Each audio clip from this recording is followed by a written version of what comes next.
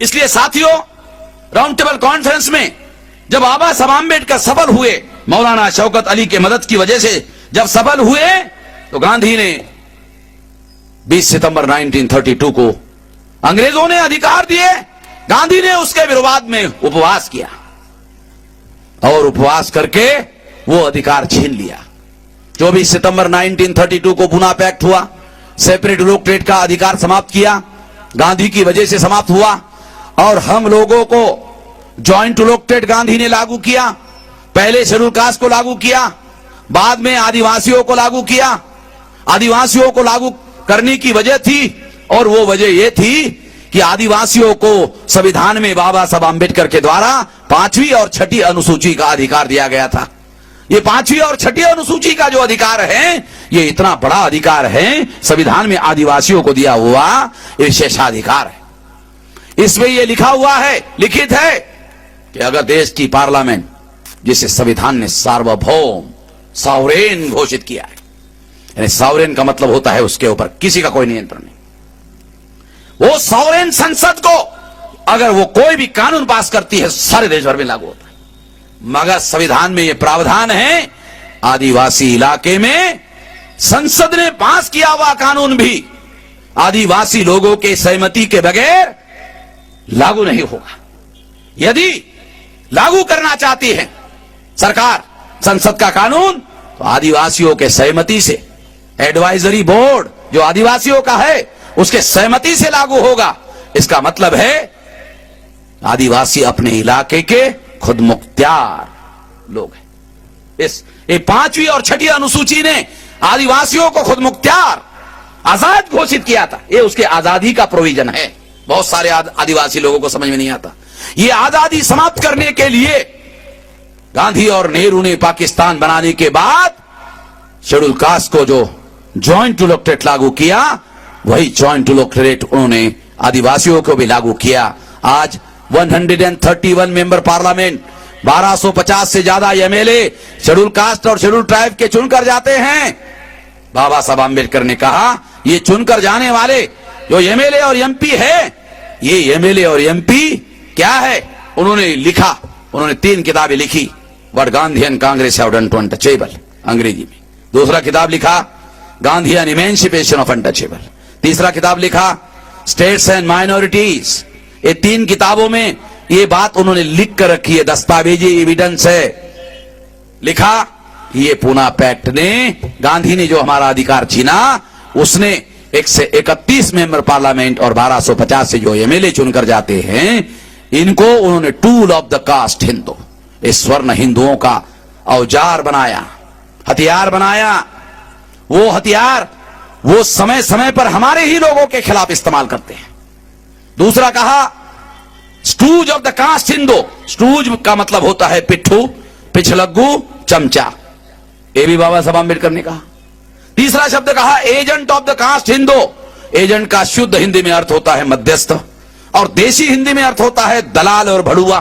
तो बाबा साहब कहते कि ये गांधी और कांग्रेस ने ये जॉइंट इलेक्टोरेट के द्वारा हमारे एमएलए एमपी को दलाल और भड़ुआ बनाया। और इनके लोगों पर इतनी बड़ी पाबंदी है, इन लोगों ने हमारे एमएलए एमपी पर इतनी बड़ी पाबंदी लगाई है कि पार्लियामेंट में हम इनको बोलने के लिए भेजते हैं, इनके बोलने पर पाबंदी लगा रखी है। बोलने की आजादी सबसे बड़ी आजादी है। आदमी लड़ाई लड़ता है लोकतंत्र में, हथियार, चाकू, छुरी, गोली, बंदूक से नहीं लड़ सकता, बोलने से लड़ता है। बोलने की आजादी सबसे बड़ी आजादी है, और ये आजादी की वजह से तो बोल रहा हूं, ऐलानिया बोल रहा हूं, जोर जोर से बोल रहा हूं, ये बोलने की आजादी है। Elected representative member parliament schedule caste का, शेड्यूल ट्राइब का 131 और 1250 से ज्यादा एमएलए ये चुनकर जाते हैं, और संसद में इन लोगों को बोलने नहीं दिया जाता। 82 में रिजर्वेशन विरोधी आंदोलन चला था गुजरात में। उस समय आपके गुजरात का हीरालाल परमार नाम का एक शेड्यूल कास्ट का मेंबर पार्लियामेंट मेहसाणा से था।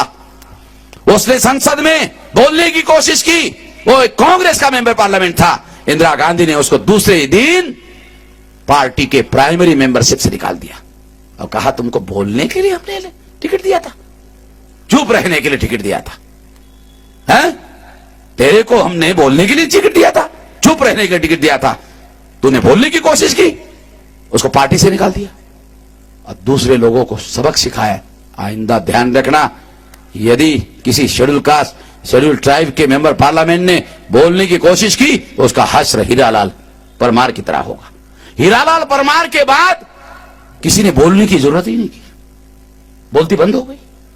इसका मतलब है आपके एमएलए एमपी जो शेड्यूल कास्ट शेड्यूल ट्राइब के चुन कर जाते हैं, तुम्हारे यहां तुम्हारे कच्छ से जो शेड्यूल कास्ट का एमपी चुनकर गई थी, लेडी चुनकर गई थी, उसको पूछो तो एक बार बोली थी क्या? पूछो तो, है महिला है इसलिए आदर से बोल रहा हूं, मगर पूछो तो एक बार बोली क्या? क्यों नहीं बोली? तेरे कंठ में आवाज नहीं है क्या? बोलने पर पाबंदी लगा रखी है। मेंबर पार्लियामेंट को इन्होंने संसद में गुलाम बना के रखा, इन्होंने एमएलए को गुलाम बना के रखा। अगर ये लोग हमारे एमपीज और एमएलए को गुलाम बनाकर रखते हैं तो उनकी नजर में तुम लोगों की कोई औकात है? कोई औकात वो नहीं मानते। इसलिए हम लोगों के लिए ये जो प्रतिनिधित्व विहीन लोकतंत्र है, जहां हम लोग वोट डालते हैं, लाइन लगाकर वोट डालते हैं, 83 करोड़ लोग हैं, 83 करोड़ लोग अगर चुनाव लड़ना चाहता है, क्या किया जाता है? केवल लाइन लगाकर वोट डालो बस, बाकी तुम्हारा कोई अधिकार नहीं है। ये स्थिति उन लोगों ने हमारे लोगों की बना रखी है। उन्होंने हमारे एमएलए और एमपीज को गुलाम बनाकर रखा, इसलिए हमारे लोगों को गुलाम बनाना उनके लिए बहुत आसान मामला है। ताकतवर लोगों को गुलाम बनाकर रखा। ये शेड्यूल कास्ट शेड्यूल ट्राइब को कॉन्स्टिट्यूशनल जो रिप्रेजेंटेशन है उसकी ये हालत है। ओबीसी की ले लो। मैं बहुत बार जब 8.5 कहता हूं तो बहुत लोगों ने मुझे पूछा, मेश्राम जी या तो 8 कहो या तो 9 कहो। तो मैंने कहा भाई, एक आदमी उप मुख्यमंत्री है, उसको पूरा कैसे गिनती करूं?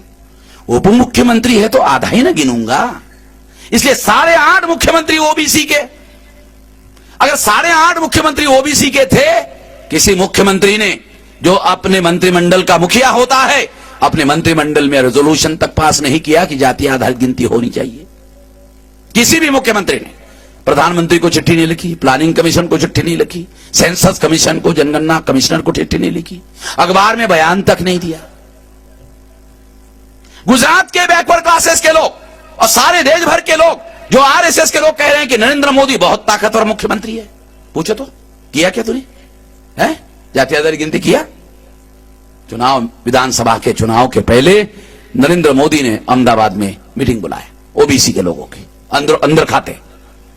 अंदर खाते मीटिंग बुलाया और ओबीसी के लोगों को कहा, देखा तुम्हारा ओबीसी का आदमी है, ओबीसी का आदमी है तो चुनने के लिए वोट दे दो। फिर लास्ट में कहा, तुम्हारा कोई सवाल है तो पूछो। एक महेंद्र भाई नाम का ओबीसी का कार्यकर्ता था, जो हमारे बामसेव के कार्यकर्ता कॉमन फ्रेंड था, उसने नरेंद्र मोदी को सवाल पूछा, नरेंद्र भाई आप बहुत ताकतवर मुख्यमंत्री है, बहुत शक्तिशाली, बहुत धाकड़ मुख्यमंत्री है, हमें आपके ऊपर गर्व है, गौरव है, आप बहुत ताकतवर, हमारी छाती फूल जाती है, आप 56 इंच की बोलते हो। अरे उससे भी बड़ी है। मगर मेरा एक सवाल है, छोटा सा सवाल है। महेंद्र भाई ने नरेंद्र मोदी को सवाल पूछा, पूछो। उसका भी हौसला बढ़ गया। नरेंद्र मोदी का सवाल पूछा महेंद्र भाई ने कि आप इतने ताकतवर मुख्यमंत्री होकर अगर केंद्र सरकार ओबीसी की जाति आधारित गिनती नहीं करते हुई और आप ओबीसी के हैं, तो आप गुजरात में क्यों नहीं करते हो? गुजरात में कर लो, आप तो ताकतवर हो ही। तो महेंद्र भाई को नरेंद्र मोदी ने कहा, ये मीटिंग बर्खास्त होती है, सवाल का जवाब देने के लिए मुझे अकेले कमरे में मिलना, बाजू में कमरे में मिलना। तो कमरे में मिलने के लिए गया महेंद्र भाई। जाते ही नरेंद्र मोदी ने उसके गले में हाथ डाला और ये मुंह जो है कान के पास लेके गए।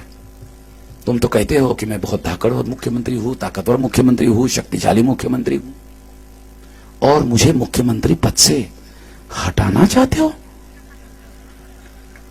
महेंद्र भाई ने कहा, नरेंद्र भाई मैं तो कारपोरेटर भी नहीं हूं, अगर एमएलए होता तो आपके विरोध में विद्रोह का नेतृत्व करता तो आपको हटाने की बात समझ में आती।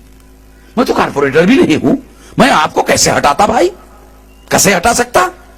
नरेंद्र मोदी ने कहा, ये तो मैं भी जानता हूं कि तुम कारपोरेटर नहीं हो मगर तुम जानते हो, अगर मैंने ओबीसी की जाति आधारित गिनती की तो आरएसएस के लोग मेरे को मुख्यमंत्री पद पर रहने देंगे? हैं? रहने देंगे? 24 घंटे में निकाल देंगे। तुमको मालूम है अभी आरएसएस में पहले चड्डी पहनाई जाती है, कभी भी उतार सकते हैं। ये प्राइवेट में बोल रहा हूं तेरे को, बाहर मत बोलना। महेंद्र भाई बाहर आया, हमको बोल दिया वामसेप के अहमदाबाद के कार्यकर्ता को। फिर अहमदाबाद के कार्यकर्ता, जब मैं गया तो अहमदाबाद के कार्यकर्ता ने मुझे बोल दिया। तो मैंने कहा यह बात सारी दुनिया को बताऊंगा। जो आदमी गुजरात के ओबीसी की जातीय आधारित गिनती करने की हिम्मत नहीं कर सकता, वो देश का प्रधानमंत्री होगा तो क्या तीर मार लेगा? क्या तीर मार लेगा? कौन सा तीर मार लेगा? बल्कि जो काम आरएसएस के लोगों ने गुजरात में नहीं होने दिया, ओबीसी के विरोध में नरेंद्र मोदी का इस्तेमाल किया, सारे देश भर में ओबीसी के खिलाफ में नरेंद्र मोदी का इस्तेमाल करेंगे, देश भर में करेंगे। और देश भर के ओबीसी के लोगों के विरोध में आरएसएस के लोग नरेंद्र मोदी का इस्तेमाल करेंगे। कुछ लोगों ने मुझे पूछा, मोचराम जी नरेंद्र मोदी गधा है, उसको समझ में नहीं आता क्या जो आप बोल रहे हो? उसको भी तो समझ में आता होगा। मैंने कहा हाँ, उसको भी समझ में आता है। तो उसने कहा फिर ऐसा वो क्यों कर रहा है? अगर उसको भी समझ में आता है तो वो क्यों कर रहा है? मैंने कहा दुनिया में लालच बहुत बड़ी खराब चीज है।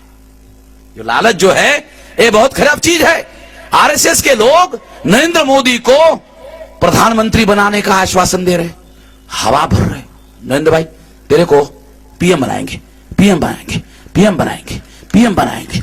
ऐसा ऐसा फूल रहा है, हवा भर रहा है, वो हवा भर, वो ऐसा ऐसे फूल रहा है, ऐसे ऐसे फूल रहा है, हवा भर रहा है, वो आरएसएस हवा भर रहा है, हवा भर रहा है, फूल रहा है। तो लालच बहुत बुरी चीज है भाई। मैंने कहा लालच की वजह से वो अपना इस्तेमाल करने दे रहा है। कारण है, वजह है। अगर नरेंद्र मोदी की लालच है तो 52% ओबीसी की क्या लालच है? वो नरेंद्र मोदी को माध्यम बनाकर क्या 52% ओबीसी अपने लोगों को, इस देश के 52% लोगों को गुलाम बनाने का अधिकार नरेंद्र मोदी के द्वारा आरएसएस के लोग और ब्राह्मण लोग हासिल करना चाहते हैं, तो क्या तुम देने के लिए राजी हो? इसके बारे में हम लोगों को सतर्क रहने की आवश्यकता है, जागरूक रहने की आवश्यकता है। इसलिए ये बात आप लोगों को बता रहा हूं। ओबीसी के लोगों को भी, 52% लोगों को भी अगर मुख्यमंत्री होकर जातीय आधारित गिनती नहीं कर सकते, इसका मतलब है ओबीसी के प्रतिनिधि नहीं, वो पार्टी के प्रतिनिधि है, पार्टी के नॉमिनेटेड सीएम है। अगर पार्टी के नॉमिनेटेड सीएम है तो पावर पार्टी की है, सीएम की नहीं है। होती तो करके दिखाता। अगर वो करके नहीं दिखा रहा है तो इसकी वजह यह है। इसलिए कह रहा हूं, यहां निश्चित रूप से एलआईबी के लोग होंगे, पुलिस वाले लोग होंगे। मैं पुलिस वालों को, एलआईबी वालों को बोलता हूं, डिटेल रिपोर्ट तैयार करना और डायरेक्ट नरेंद्र मोदी को यह रिपोर्ट दे देना। अगर तुमको पोस्टमैन का खर्चा चाहिए तो वामन मेश्राम से ले लेना, मगर भेजना जरूर उसको रिपोर्ट मेरा। फिर मैं देखता हूं क्या होता है। मैं महाराष्ट्र का रहने वाला हूं, वहां हम लोगों ने पंडित लोगों को, वहां जो अरुण शौरी जब आया था ना पुणे में, ब्राह्मणों की बस्ती में, तो बाबा साहब आंबेडकर के विरोध में एक सेंटेंस बोला था, तो लोग स्टेज पर चढ़ गए थे और उसको काला लगा दिया था। स्टेज पर चढ़कर ब्राह्मणों के सामने काला लगा दिया था। और फिर ब्राह्मण लोग उसको लेके गए घर में और कहा तुम एक दिन के लिए आते हो और बाबा साहब आंबेडकर के विरोध में बोलते हो, तुम चले जाओगे, बाद में ये लोग हमारे घर में घुसकर पीटेंगे हमारी, है गधे, दोबारा मत आना इधर। आपको अंदर की कहानी बता रहा हूं। उनको मालूम है वहां तो 2.25% है, यहां तो 1.5% भी नहीं है। तो इसलिए ये हमारी ताकत को हमको पहचानना होगा, जो हमारी अपनी ताकत है, हमारे अंदर जो ताकत है। ताकत बाहर से नहीं आती, ताकत अंदर होती है, ताकत दिमाग में होती है। जिसके दिमाग में ताकत होती है, अगर उसके शरीर में बहुत बड़ी ताकत है और दिमाग में ताकत नहीं है तो शरीर का कोई उपयोग नहीं होता है, उसका मनोबल गिर जाता है। जिसका मनोबल गिर जाता है उसके दिमाग में, उसके शरीर में चाहे कितनी ताकत हो, वो ताकत काम नहीं करती। मनोबल ऊंचा होना चाहिए। इस तरह से इस देश में, आजाद भारत में हम लोगों को अधिकार नहीं मिलना चाहिए। इसके लिए ओबीसी के लोगों को भी अधिकार नहीं मिलने दिया। उसके बाद है मुसलमान। मुसलमानों को पाकिस्तान बनने के बाद भी सेपरेट इलेक्टोरेट का अधिकार था, जिस सेपरेट इलेक्टोरेट ने मुसलमानों के बेहतरीन नेता पैदा किए, बेहतरीन रिप्रेजेंटेशन पैदा किया। गांधी और नेहरू के कहने पर मौलाना आजाद के द्वारा यह सेपरेट इलेक्टोरेट का अधिकार समाप्त करवाया गया। ये रेजोल्यूशन की कॉपी मेरे पास में है। मौलाना आजाद को गांधी नेहरू ने कहा, अब ये मौलाना आजाद की क्या मजबूरी रही होगी, ये तो मजबूरी वही जानते हैं, मगर उनके द्वारा ये रेजोल्यूशन पास करवाया गया और मुसलमानों का सेपरेट इलेक्टोरेट का अधिकार समाप्त कर दिया गया, जिसके द्वारा मुसलमानों के सही और सच्चे नुमाइंदे चुनकर जाते थे, उसे भी समाप्त कर दिया गया। शेड्यूल कास्ट को रियल रिप्रेजेंटेशन के अधिकार से समाप्त किया, शेड्यूल ट्राइब को समाप्त किया, ओबीसी को समाप्त किया, माइनॉरिटी को भी समाप्त किया। 85% लोगों को इस देश में रियल रिप्रेजेंटेशन के अधिकार से वंचित कर दिया गया, सच्चे नुमाइंदे भेजने के अधिकार से वंचित किया। यह काम गांधी नेहरू आजादी के नाम पर करते रहे, देश को विभाजित करने के नाम पर, डर दिखाने के नाम पर करते रहे। ये हमारे साथ धोखाधड़ी करते। 26 जनवरी 1950 को जब संविधान लागू हुआ, संविधान लागू होने के बाद संवैधानिक लोकतंत्र लागू हुआ, और संवैधानिक लोकतंत्र लागू होने के बाद इस देश में जब चुनाव हुआ, होते होते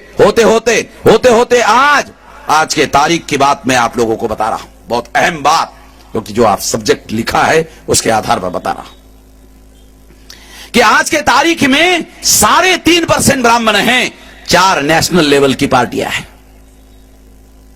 पीपल्स रिप्रेजेंटेटिव एक्ट, जो चुनाव कमीशन उसके अंतर्गत देश भर में चुनाव लड़वाता है।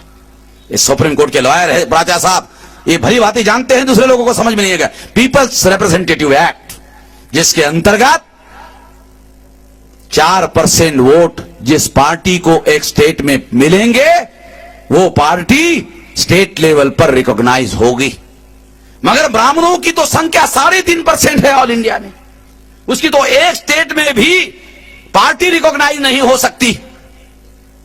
ब्राह्मणों की 3.5% संख्या, 4 राज्यों में 4 पार्टियां, कांग्रेस ओरिजिनल ब्राह्मणों की पार्टी नेशनल लेवल की, बीजेपी दूसरे नंबर की ब्राह्मणों की पार्टी रिकॉग्नाइज, तीसरी कम्युनिस्ट पार्टी, चौथी मार्क्सवादी कम्युनिस्ट पार्टी।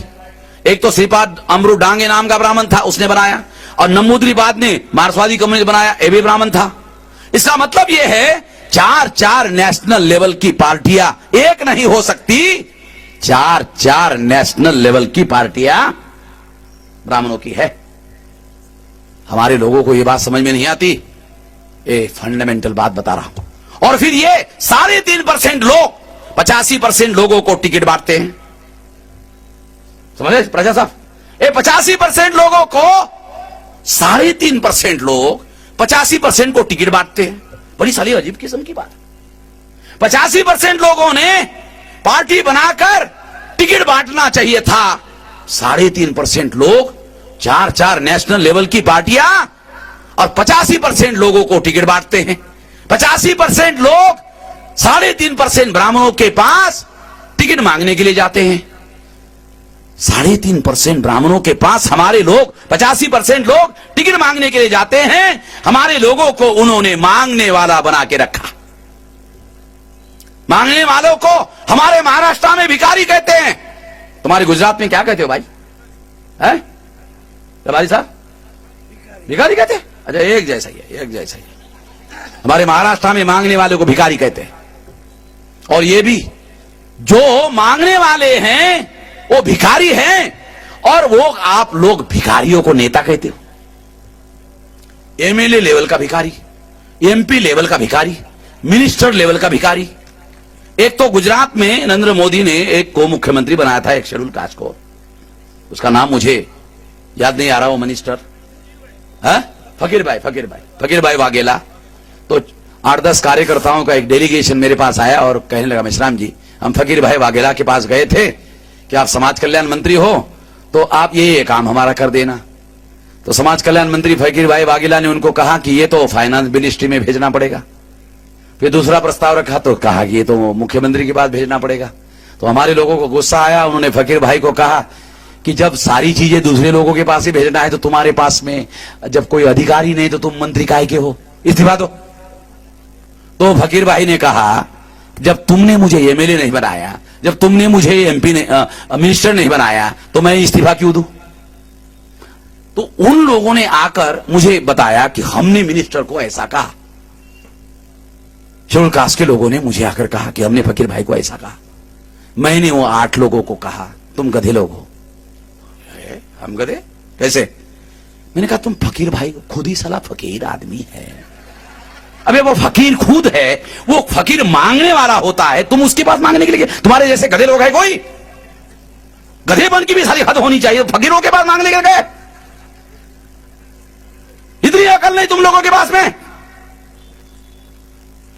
और फिर सीना चौड़ा करके वामन में श्राम के पास आए, चुल्लू भर पानी में साले डूब के मर जाते। फकीर भाई को इस्तीफा देने, वो खुद साला मांगने वाला फकीर है, वो हमारे को क्या देगा? वो खुद ही फकीर है।